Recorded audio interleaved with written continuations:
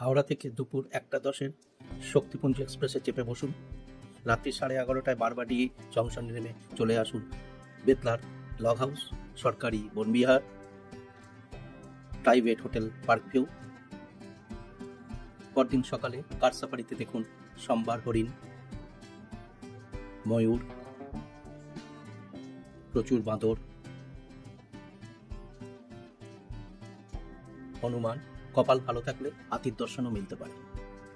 এরপর পার্ক দর্শন করুন, ঘুরে ফিরে বেড়ান, ছবি তুলুন।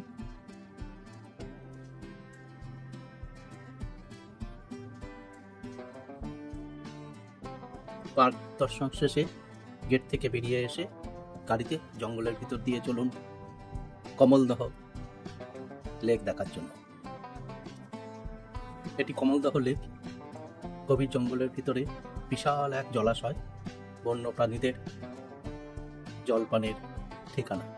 এখানে এই ওয়াচ টাওয়ার আছে, চাইলে উপরে উঠে আনন্দ নিতে পারেন। এরপর চলে আসুন পালাউ ফোর্ট, ভগ্ন প্রায়। এই ফোর্টের উপরে যেটুকু স্থানে নিরাপদে যাতায়াত করা যায় সেইটুকুতে পদচারণা করুন, খুব সাবধান, এইরকম ভাঙা অংশ আছে কিন্তু। দুর্গের পাশেই রয়েছে একটি ওয়াচ টাওয়ার, যেটিতে পর্যটকরা উঠে প্রাকৃতিক শোভা অবলোকন করতে পারে। জঙ্গলের মধ্যে এই প্রাচীন কুয়াটি রয়েছে। এই কুয়া প্রচন্ড গভীরতা আছে, কিন্তু শেষ পর্যন্ত শিকড় চলে গেছে। এটি দেখে চলে আসুন বিখ্যাত কেচকি সঙ্গমে। কেচকি সঙ্গমের দুপুরের তীব্রতা থেকে বাঁচতে গেলে ছাতা সঙ্গে রাখা দরকার, আমরা মনে করি। অরঙ্গা নদীর উপর ব্রিজ, কপাল ভালো থাকলে এই ব্রিজের উপরে রেল যাতায়াতও দেখতে পাবেন। এটি সঙ্গম স্থল। কোয়েল এবং এই অরঙ্গা নদীর সংমিশ্রণ এখানে হয়েছে। কোয়েল খোলা জলের নদী, অরঙ্গা স্বচ্ছ জলের নদী। দুই নদীর জলের মিশ্রণে পরিষ্কার একটি বিভাজিকা রেখা দেখা যাচ্ছে।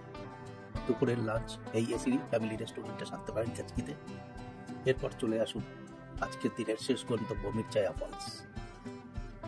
ছোট ওয়াটারফলস, কিন্তু গভীর জঙ্গলের মধ্যে প্রাকৃতিক পরিবেশ খুবই সুন্দর। এখানে বসে সময় অতিবাহিত করতে নিঃসন্দেহে ভালো লাগবে। এইরকম শেড রয়েছে, শেডে বসে সৌন্দর্য অবলোকন করুন যতক্ষণ না তৃপ্ত হচ্ছে। এরপর রাতে ফিরে আসুন বেতলা হোটেলে।